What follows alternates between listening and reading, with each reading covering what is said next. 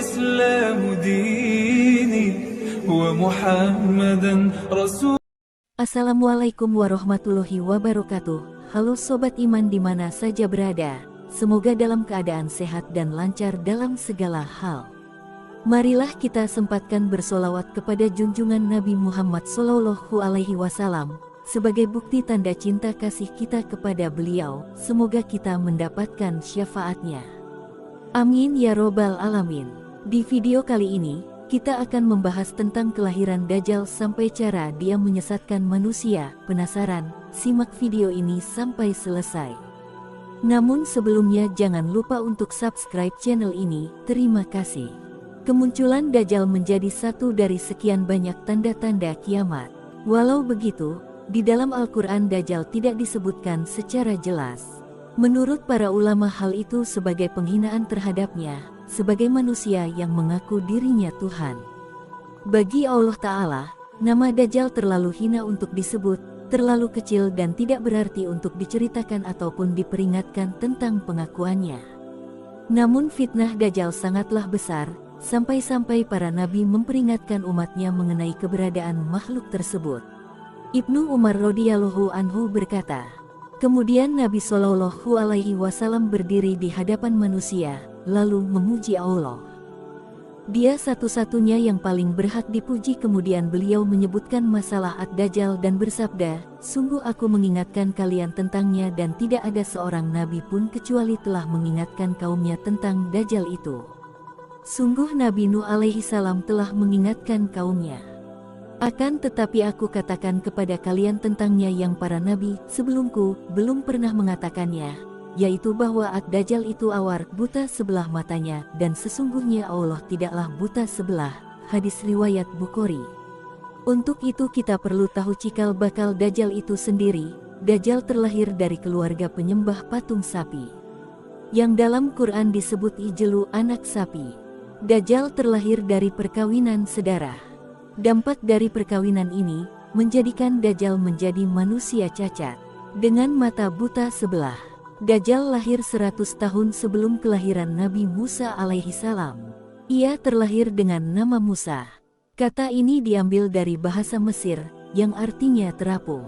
Karena memang Dajjal pada masa kecilnya terapung di atas air karena bencana tsunami di negeri Samirah, Palestina. Nama lengkap Dajjal adalah Musa Samiri, yang artinya Musa dari negeri Samirah. Jadi ada dua Musa yang populer di kalangan Bani Israel, yaitu Musa bin Imran, yang kelak menjadi Rasul, dan Musa Samiri, yang merupakan cikal bakal Dajjal dan utusan iblis laknatullah. Dajjal menjadi anak yang paling menyengsarakan kedua orang tuanya. Sebagaimana digambarkan oleh Rasulullah, ayah dan ibu Dajjal itu melewati pernikahannya selama 30 tahun tanpa melahirkan satu anak pun. Kemudian lahirlah dari mereka seorang anak laki-laki yang buta sebelah matanya. Ia menjadi orang yang paling berbahaya dan paling sedikit manfaatnya bagi kedua orang tuanya dan bagi umat manusia. Kedua matanya tertidur tetapi hatinya tetap terjaga. Sementara dalam buku Ihsaru'ai Masih Ad-Dajjal disebutkan, Dajjal lahir dari hasil hubungan ketika ibunya sedang menstruasi, lalu terjadilah kehamilan sebagai pengaruh perbuatan iblis. Dikisahkan, pada malam yang menakutkan diiringi embusan angin dan hujan lebat, pasangan suami istri itu mendengar suara dari patung sapi betina yang mereka anggap sebagai Tuhan mereka. Kemudian patung itu memberitahu kepada mereka akan kelahiran seorang anak. Setan mengetahui keinginan suami istri itu mendambakan seorang anak laki-laki. Karena itu setan memperdaya berhala itu seakan-akan memberi karunia anak dan meminta korban-korban sesembahan. Demikianlah cara setan menipu daya manusia. Perempuan itu pun melahirkan anak lelaki tetapi kedua matanya cacat sejak lahir. Bayi itu suka tidur malam dan siang dan jarang bangun. Sejak kelahirannya, Dajjal tidak mau menyusui dan selalu tertidur, hingga mengakibatkan payudara ibunya mengalami pembengkakan hebat dan menimbulkan panas yang luar biasa. 2 bulan kemudian ibunya meninggal. Ayah Dajjal berpostur tinggi, gemuk, dan memiliki hidung seperti paruh burung sedangkan ibunya berbadan gemuk, kedua tangannya panjang dan memiliki payudara yang besar. Anak itu sangat membahayakan kedua orang tuanya dan juga umat manusia. Bukan hanya ibunya saja yang merasakan kesengsaraan, sang ayah pun demikian. Adapun kesialan yang dibawa Dajjal bagi ayahnya ialah setelah kira-kira 4 tahun, karena Dajjal hanya diam dan tidur saja sejak kelahirannya. Pada suatu malam anak itu bergerak merangkak seperti balita. Ia berjalan ke arah patung-patung berhala kemudian tidur di sisi patung itu. Sang ayah pun bangun keesokan harinya dan mendapati anaknya tertidur di pangkuan patung Tuhan mereka. Ayahnya memanggil tetangganya dan berita itu menyebar luas. Penduduk sekitar berbondong-bondong datang untuk menyaksikan hal tersebut. Kemudian hakim kota mendengar dan ingin memiliki anak itu yang dianggap dapat membawa keberkahan. Lalu diutusnya mata-mata untuk membuat siasat. Maka ayah Dajjal dihadapkan kepada hakim kota dan dipaksa untuk mengaku bahwa kabar berita itu adalah hasil rekayasa dirinya semata. Karena itu ayah Dajjal dipaksa untuk mengaku bahwa dirinya lah yang telah mengangkat anaknya dan menaruhnya di pangkuan patung sapi itu. Karena ayah Dajjal menyangkal tuduhan itu, ia dipenjara dan disiksa. Sementara Dajjal diambil oleh hakim dan dirawat di dalam istana. Dalam menghadapi siksa di penjara, ayah Dajjal tidak kuat sehingga ia terpaksa mengakui kebohongan itu. Setelah ia mengaku, ayah Dajjal pun diusir. Maka tinggallah ia sebatang kara karena ulah anaknya itu. Dalam keterasingannya itu ayah Dajjal meninggal dalam penderitaannya. Setelah berada di dalam istana selama kira-kira 1 tahun 1 bulan, negeri Samiri dilanda bencana dahsyat. Allah Ta'ala memusnahkan negeri itu karena perbuatan penduduknya menyembah berhala dan maksiat yang melampaui batas. Kemudian Allah memerintahkan Jibril menyelamatkan anak itu dan membawanya ke sebuah pulau terpencil yang terletak di tengah-tengah lautan luas yang disebut Laut Yaman. Pulau yang didiami Dajjal ini dikenal dengan nama Jazirah, Ats-Suban Ar-Rahib wa Ad-Dabah Al-Halba, yakni sebuah pulau yang terdapat ular mengerikan dan hewan berbulu tebal. Hewan melata yang berbulu lebat inilah yang menjaganya selama Dajjal mendiami pulau itu. Hewan ini disebut sebagai Al-Jasasah yang bisa berbicara layaknya manusia. Pulau itu berukuran kecil, bagaikan tumpukan bebatuan. Pulau itu terpisah dari gugusan pulau-pulau yang banyak jumlahnya. Dajjal sepanjang hari sepanjang tahun selalu tidur layaknya penghuni gua. Menurut riwayat, Samiri diberi air susu dari surga yang keluar dari jempol malaikat Jibril. Begitulah hari-hari Samiri dibesarkan dalam asuhan Raja Malaikat yakni Jibril. Banyak pengetahuan yang didapat Samiri dari Jibril, meski bukan dalam kata-kata. Di antara pengetahuannya adalah, setiap benda yang disentuh oleh Jibril bisa hidup. Seolah-olah ada ruhnya. Karenanya Jibril diberi gelar Ruhul Kudus atau Ruhul Amin. Konon ketika Nabi Isa menghidupkan orang-orang mati di hadapan Bani Israel, Jibrilah yang membantunya dengan cara menempelkan sayapnya di atas kuburan-kuburan. Pengetahuan inilah yang kelak menyesatkan Bani Israel menjadi penyembah patung anak sapi dari emas ketika Nabi Musa bersemedi di Gunung Tursina selama 40 hari. Kisah ini dengan sangat panjang lebar dimuat dalam Quran Surat Taha. Pada usia remaja, keluarlah Samiri dari persembunyiannya. Sejak itu Samiri punya cita-cita aneh. Ia bercita-cita ingin menjadi Tuhan, dan agar manusia menyembahnya. Ini dikarenakan Samiri punya keistimewaan-keistimewaan, berkat pergaulannya dengan malaikat Jibril. Di samping itu, Samiri punya kelebihan dari Allah berupa kecakapan luar biasa dan kesehatan. Diriwayatkan, Dajjal tidak pernah tua dan pikun.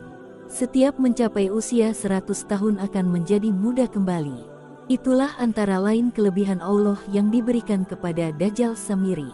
Maka dalam perjalanannya yang pertama ini, Dajjal berinisiatif untuk mendatangi guru-guru sihir ternama dan berguru kepadanya.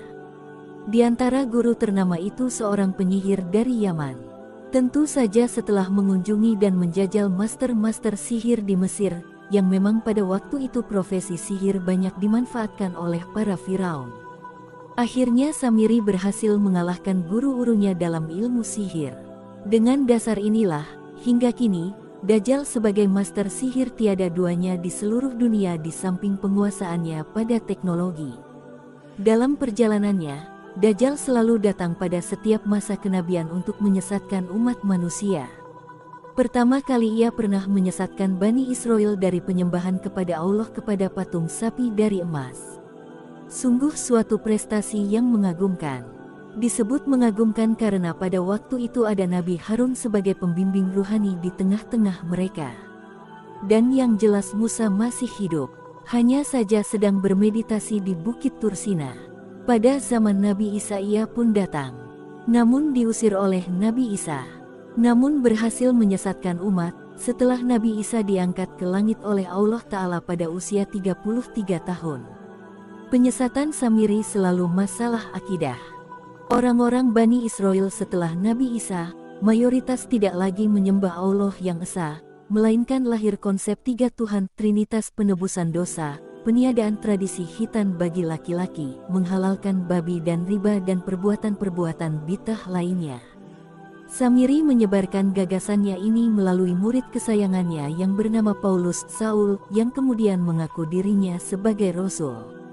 Dalam sejarahnya Saul merupakan musuh Nabi Isa.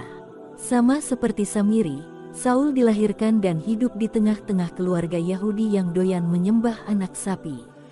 Di samping itu juga, Saul hidup sebagai seorang filosof pagan yang memadukan antara filsafat Yunani dan ajaran Yahudi.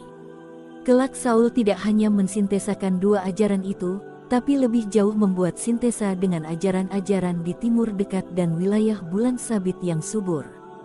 Tidak hanya itu, Saul juga membuat gereja-gereja di seluruh dunia. Inilah cikal bakal Katolikisme. Katolik secara harfiah artinya dunia. Pada zaman Rasulullah Shallallahu Alaihi Wasallam pun, Samiri mendatangi dan hidup dengan para sahabat. Ia memiliki nama Ibnu Sayyad. Umar bin Khattab bermaksud membunuhnya. Namun Rasulullah melarangnya. Sama seperti nabi-nabi terdahulu, Musa dan Isa selalu membiarkannya. Karena dibiarkan hidup, Samiri leluasa bergerak menyesatkan umat. Sekte-sekte sesat dalam Islam dan nabi palsu pasti tidak luput dari proyek Samiri, sang Dajjal. Ribuan hadis palsu yang dibikin oleh orang-orang Yahudi dan orang Muslim munafik pasti mendapat sentuhan dari tangan Samiri.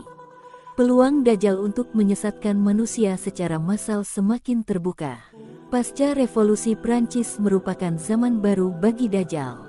Humanisme, yang intinya adalah anti Tuhan dan sebagai gantinya, manusialah yang dijadikan Tuhan. Gagasan humanisme persis seperti misi Dajjal. Berbeda dengan humanisme Islam yang mempercayai ketuhanan dan hubungan baik antar sesama manusia, dalam humanisme Barat memiliki sifat sekuler, yakni memisahkan humanisme dari unsur ketuhanan, menyeterilkannya dari campur tangan otoritas keagamaan, serta hanya memiliki dimensi individual dan sosial tanpa dimensi transendental. Untuk melancarkan programnya, Dajjal memilih orang terpilih dari kalangan yang berdarah Yahudi, atau dari Nasrani tapi masih berdarah Yahudi, atau dari luar ras Yahudi tapi sudah teryahudikan. Adam Weishaupt yang mengobarkan kembali jaringan masonik di seluruh dunia. Demikianlah, Dajjal dan Yahudi untuk sementara ini berada dalam puncak kemenangan. Tak satu sektor pun yang tak tersentuh oleh Dajjal. Sampai-sampai Amerika pun mereka ganti dengan nama Dajjal, Samiri. Kemudian disingkat Sam, merupakan kependekan dari Samiri. Mereka ingin disebut Uncle Sam. Dalam simbolnya Uncle Sam digambarkan seseorang yang berseragam rahib Yahudi, menggunakan tudung laken, berjenggot dan berkumis tebal serta mengenakan setelan jas dan dasi. Persis seragam rahib Yahudi. Namun di balik itu, kekuatan Muslim yang sejati, yang mendasarkan pada iman, mulai tumbuh dan berkembang. Orang-orang Islam dari berbagai kalangan mulai bergairah mengamalkan agama. Masjid-masjid sedikit demi sedikit mulai dipenuhi jamaah. Salat berjamaah, yang merupakan amalan paling ditakuti oleh Dajjal dan Yahudi mulai marak dilaksanakan di masjid-masjid. Orang-orang mulai tertarik kepada amalan sunnah Rasulullah, dari mulai ibadah, muamalah, muasyarah sampai pada pengobatan. Amalan sunnah ini salah satu amalan yang paling ditakuti oleh kaum kufar setelah dakwah dan salat berjamaah. Nah, Demikianlah kisah kelahiran Dajjal sampai dia menyesatkan manusia dari zaman Nabi sampai modern. Gimana tanggapan kalian sob? Semoga kita selalu dalam lindungan Allah Ta'ala dari fitnah Dajjal dan para pengikutnya. Amin ya robbal alamin. Akhirul kalam. Wassalamualaikum warahmatullahi wabarakatuh. سبيل الدموع سبيل مريح تنهدى يا صاحي